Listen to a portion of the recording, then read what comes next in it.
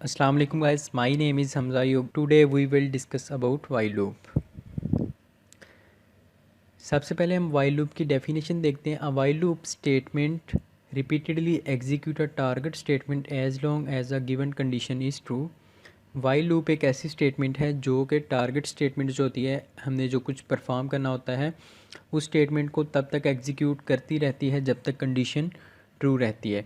In while loop first check the condition. If condition is true then control goes to inside the loop body, otherwise goes outside the body. while loop में सबसे पहले हम condition देते हैं, control condition को check करता है. अगर कंडीशन ट्रू होती है तो वो लूप की बॉडी के अंदर इंटर हो जाएगा. अगर कंडीशन ट्रू नहीं होती तो वो बॉडी में इंटर नहीं होगा, बॉडी से बाहर चला जाएगा. The while loop has a form similar to if conditional. while loop same if condition की तरह होती है. जिस तरह हम इफ़ के बाद कंडीशन लिखते हैं उसी तरह हम वाइल के बाद कंडीशन लिखते हैं. उसके बाद उसकी बॉडी स्टार्ट होती है.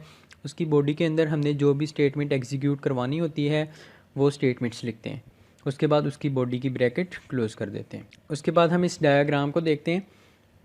इसको हम स्टार्ट करते हैं तो सबसे पहले हम एक्सप्रेशन चेक करते हैं. अगर तो एक्सप्रेशन ट्रू होगा तो एक्शन परफॉर्म हो जाएगा. एक्शन परफॉर्म होने के बाद फिर वो वापस एक्सप्रेशन चेक करेगा. अगर एक्सप्रेशन एक बार फिर ट्रू है तो फिर दोबारा एक्शन परफॉर्म होगा. एक्शन तब तक परफॉर्म होता रहेगा जब तक एक्सप्रेशन ट्रू रहेगा. अगर एक्सप्रेशन ट्रू नहीं होता, एक्सप्रेशन फॉल्स हो जाता है तो एक्शन परफॉर्म नहीं होगा, वो प्रोग्राम से एग्ज़िट कर जाएगा. उसके बाद इसका सिंटैक्स है, ये हम पहले भी डिस्कस कर चुके हैं. वाइल लिखेंगे, वाइल का कीवर्ड लिखेंगे, उसके बाद हम कंडीशन लिखेंगे. कंडीशन के बाद वाइल की बॉडी स्टार्ट होगी. बॉडी के अंदर हमने जो स्टेटमेंट एग्जीक्यूट करवानी होती है, जो हमने टास्क परफॉर्म करवाना होता है, हम वो स्टेटमेंट्स लिखते हैं और बॉडी को क्लोज़ कर देते हैं. इसके हम एग्जांपल देख लेते हैं. मेन फंक्शन के अंदर मैंने एक इंटीजर टाइप वेरिएबल डिक्लेयर करवाया आई. उसको मैंने इनिशलाइज़ करवा दिया 1 से. ठीक है. उसके बाद मैं वाइल लूप यूज़ करूँगा. वाइल के बाद मैं उसकी कंडीशन लिखूँगा कि आई जो है वो लेस दैन 5 हो. जब तक वाइल की कंडीशन ट्रू रहेगी, इट मीन्स कि आई लेस दैन 5 रहेगा, ये स्टेटमेंट्स एग्जीक्यूट होती रहेंगी. ठीक है. मैंने बॉडी के अंदर लिख दिया सी आउट एंड एल आई. आई को मैंने प्रिंट करवा दिया. जब तक आई 5 से लेस दैन रहेगा आई प्रिंट होता रहेगा. सबसे पहले आई इज़ इक्वल टू 1 है, 1 प्रिंट होगा. उसके बाद आई प्लस प्लस हो जाएगा. ठीक है. इंक्रीमेंट होने के बाद आई इज़ इक्वल टू 2 हो जाएगा. फिर वापस जाएगा, आई को प्रिंट करवा देगा. फिर आई प्लस प्लस हो के आई 3 बन जाएगा. फिर आई को प्रिंट करवाएगा. ठीक है. उसके बाद फिर उसमें इंक्रीमेंट करेगा तो आई इज़ इक्वल टू 4 हो जाएगा. आई इज़ इक्वल टू 4 को प्रिंट करवा के फिर दोबारा वाइल में कंडीशन चेक करेगा. जब दोबारा कंडीशन चेक होगी आई इज़ इक्वल टू 5 हो चुका होगा. 5 लेस दैन 5 कंडीशन ट्रू नहीं है, कंडीशन फॉल्स हो जाएगी तो ये बॉडी के अंदर इंटर नहीं होगा, ये बॉडी से बाहर आ जाएगा. जब बॉडी से बाहर आएगा तो वहाँ पे हमने रिटर्न 0 लिखा है, हमारा प्रोग्राम टर्मिनेट कर जाएगा. तो अगर हम इसकी आउटपुट देखें तो हमारे पास आउटपुट क्या बनेगी इसकी, हमारे पास 1 आएगा, 2 आएगा, 3 आएगा और 4 आएगा. क्योंकि अगर हमारे पास कंडीशन होती i less than equal to 5, less than और इक्वल टू होता तो फिर हमारे पास 5 भी प्रिंट होना था. अब हमने कंडीशन सिर्फ दी है कि आई लेस दैन 5. ठीक है. यहाँ पे आई लेस दैन 5 है तो 5 से जो छोटे नंबर हैं वो सारे प्रिंट हो जाएंगे, 5 इसमें प्रिंट नहीं होगा. उसके बाद हमारे पास एक और एग्जांपल है. Write a program that displays first 5 number with their squares using while loop. इसमें हमने फर्स्ट 5 नंबर्स जो हैं हमारे पास 1 2 3 4 एंड 5 वो हमने प्रिंट करवाने हैं और साथ उनका स्केयर प्रिंट करवाना है वाइल लूप को यूज़ करके. इसको हम कंपाइलर पे एग्जीक्यूट करके देखते हैं. उसके बाद हमारे पास आती है do while loop. In do while loop post checking of statement block condition part will be executed. Do while loop में क्या होता है कि इसमें हम इसका सिंटैक्स देखें तो हमें क्लियरली समझ आ जाएगी. सबसे पहले हम डू लिखेंगे.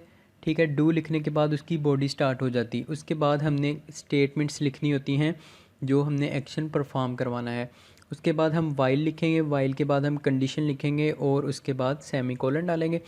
जो पीस ऑफ कोड हमने डू के अंदर लिखा है, डू की बॉडी के अंदर जो पीस ऑफ कोड लिखा है वो तो एग्जीक्यूट होना ही होना है. ठीक है. कंडीशन ट्रू हो ना हो, कंडीशन ट्रू हो या फॉल्स हो, जो हमने पीस ऑफ कोड डू की बॉडी के अंदर लिखा है वो कम से कम एक बार लाजमी एग्जीक्यूट होगा। उसके बाद कंडीशन चेक होगी, अगर कंडीशन ट्रू है तो वो दोबारा एग्जीक्यूट होगा, अगर कंडीशन फॉल्स है तो वो टर्मिनेट कर जाएगा। इसकी हम एग्जांपल देख लेते हैं। मेन फंक्शन के अंदर मैंने इंटीजर टाइप का वेरिएबल आई डिक्लेयर करवाया और उसको 1 से इनिशियलाइज़ करवा दिया। उसके बाद मैंने डू का कीवर्ड लिखा, कीवर्ड लिखने के बाद उसकी बॉडी स्टार्ट करता हूँ। उसकी बॉडी के अंदर मैंने लिखा सी आउट आई, सी, ठीक है, आई को मैंने प्रिंट करवाया है आई प्लस प्लस। उसके बाद मैंने condition they the while I less then 5, उसके बाद सेमी कोलन डाला और रिटर्न 0 लिख दिया। इसमें क्या होगा, ये किस तरह से काम करेगी, सबसे पहले आई इज़ इक्वल टू 1 है, आई इज़ इक्वल टू 1 है, डू के अंदर मैंने लिख दिया सी आउट एंडल आई, ठीक है, आई को मैंने प्रिंट करवा दिया, 1 प्रिंट हो जाएगा। उसके बाद आई प्लस प्लस होगा, आई प्लस प्लस हो के 2 हो जाएगा। 2 होने के बाद जब वो डू की बॉडी से बाहर आएगा वहाँ पे मैंने लिखा है वाइल आई लेस दैन 5। अब वो चेक करेगा कि 2 लेस दैन 5 है या नहीं है। 2 लेस दैन 5 कंडीशन ट्रू है, वो वापस फिर डू की बॉडी में जाएगा, फिर 2 को प्रिंट करवा देगा, फिर वो वापस आके कंडीशन चेक करेगा, आई जो है वो 3 के इक्वल हो जाएगा, 3 लेस दैन 5, फिर कंडीशन ट्रू होगी, फिर वापस डू में जाएगा, इसी तरह फिर इंक्रीमेंट होके आई इज़ इक्वल टू 4 बन जाएगा, फिर वापस जाके उसको प्रिंट करवा देगा, फिर जब आएगा कंडीशन फॉल्स हो जाएगी, फिर वो वापस डू की बॉडी में नहीं जाएगा, वो रिटर्न 0 कर जाएगा। इसी तरह डू वाइल लूप भी सेम वाइल लूप की तरह ही काम करती है, लेकिन दोनों में फ़र्क ये होता है कि इसमें जो पीस ऑफ कोड हमने डू के अंदर लिखा होता है, डू की बॉडी के अंदर होता है लिखा होता है, वो एक बार लाजमी एग्जीक्यूट करता है, उसके बाद कंडीशन चेक होगी, अगर कंडीशन ट्रू है तो वो दोबारा एग्जीक्यूट होगा, नहीं तो वो टर्मिनेट कर जाएगा। उसके बाद हमारे पास आती हैं नेस्टेड लूप, ये हम पहले भी एक बार पढ़ चुके हैं। नेस्टेड लूप में it is possible to place ifs inside of ifs and loops inside of loops. एक इफ़ कंडीशन के अंदर अगर हम एक और इफ़ कंडीशन लगा दें या एक लूप के अंदर एक और लूप लगा दें तो इसको हम क्या कहते हैं, नेस्टेड इफ़ कंडीशन या नेस्टेड लूप्स।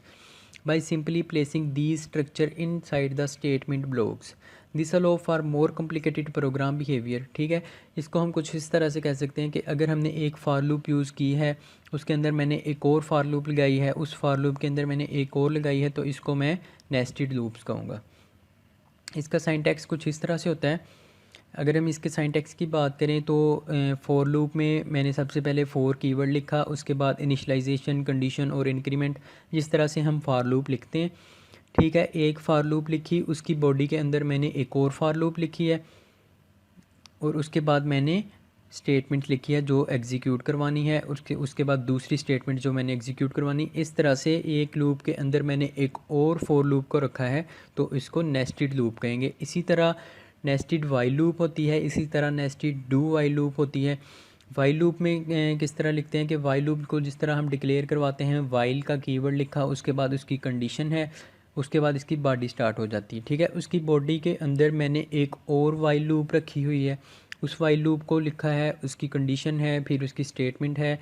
इसी तरह नेस्टेड डू वाइल लूप में भी उसका मैं सबसे पहले डू लिखा है, उसकी स्टेटमेंट है डू की, उसके बाद एक और डू वाइल लूप मैंने लिखी हुई है। डू वाइल लूप के अंदर मैंने एक और डू वाइल लूप रखी है।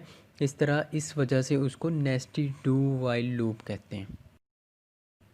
ठीक है जी, कंपाइलर पे आके मैं C++ का कोड लिखता हूँ जिसके अंदर मैंने फर्स्ट 5 नंबर्स लिखने हैं और उनका स्केयर प्रिंट करवाना है। उसके लिए मैंने hash include iostream using name space std, उसके बाद मेन फंक्शन है। ठीक है, मेन की बॉडी स्टार्ट हो गई। अब मैंने क्या करना है कि मैंने फ़र्स्ट 5 नंबर्स लेने हैं और उन नंबर्स को और उनके स्केयर को प्रिंट करवाना है। उसके लिए सबसे पहले मैं कोई भी नंबर डिक्लेयर करवाता हूँ। फॉर एग्ज़ाम्पल मैंने n के नाम से एक वेरिएबल डिक्लेयर करवाया, n को मैं इनिशलाइज़ करवा देता हूँ 1 से। ठीक है, n को मैंने 1 से इनिशलाइज़ करवा दिया। उसके बाद मैं वाइल लूप यूज़ करूँगा।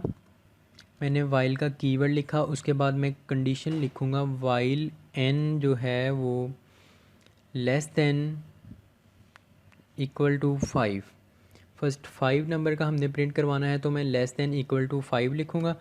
उसके बाद वाइल की बॉडी स्टार्ट हो जाएगी। अब मैंने वो नंबर और उसका स्केयर प्रिंट करवाना है तो उसके लिए मैं लिखूँगा सी आउट। पहले मैं वो नंबर प्रिंट करवाऊँगा। नंबर प्रिंट करवाने के बाद मैंने स्पेस दी है। स्पेस देने के बाद मैंने वो नंबर का स्केयर, ठीक है, मैं इधर लिख देता हूँ n multiply by n is equal to, यहाँ पे मैं लिख देता हूँ n क्रॉस n, ठीक है, n मल्टीप्लाई बाई n हो जाएगा और उसके बाद मैं एंडल कर दूँगा। यहाँ तक हमारी कंडीशन हो गई, ठीक है, वाइल लूप की। उसके बाद हमने इंक्रीमेंट करना है, उसमें मैं यहाँ पे n प्लस प्लस कर देता हूँ। अब मैं इसको रन करता हूँ। रन करने के लिए मैंने F11 प्रेस किया। F11 प्रेस करने के बाद मैं इसको सेव करूँगा, ठीक है। दोबारा मैं इंटर करता हूँ तो हम अब देखते हैं कि आउटपुट में हमारे पास क्या शो होता है। अगर हम कंसोल को देखें तो सबसे पहले हमारे पास 1 प्रिंट हो रहा है और 1 का स्केयर इज़ इक्वल टू 1, फिर 2 हो रहा है, उसके बाद उसका स्केयर इज़ इक्वल टू 4, 3 हो रहा है, उसके बाद स्केयर है 9, 4 का स्केयर 16 और 5 का स्केयर 25। इस तरह हमारे पास वाइल लूप के ज़रिए हमने नंबर और उसका स्केयर प्रिंट करवा दिया। अब मैं क्या करता हूँ कि सेम यही टास्क अगर हम डू वाइल लूप से करवाएं तो उसको हम किस तरह से करवा सकते हैं, ठीक है, उसको हम देखते हैं। मैंने यहाँ पे मैंने लिख दिया डू, ठीक है, इधर मैं डू लिखूँगा और यहाँ पे हम अपनी कंडीशन लिख देंगे। कंडीशन के बाद हमने लाजमी तौर पर सेमी कोलन डालना है। अगर हम सेमी कोलन नहीं डालेंगे तो हमारा प्रोग्राम एग्जीक्यूट नहीं होगा, ठीक है। मैंने सेमी कोलन डाला, उसकी कंडीशन जो है n less than equal to 5 है। अब मैं इसको रन करता हूँ। जब मैं रन करूँगा तो सेम वही रिज़ल्ट हमारे पास आएगा।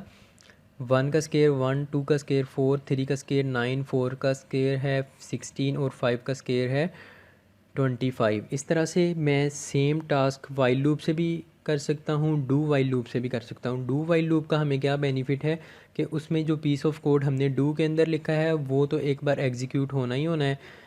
अगर हमने वाइल लूप के अंदर जो कंडीशन लिखी है, अगर कंडीशन ट्रू नहीं होती तो प्रोग्राम टर्मिनेट कर जाएगा। अगर कंडीशन ट्रू होती है तो वो दोबारा डू की बॉडी में जाएगा और उसको एग्जीक्यूट कर देगा।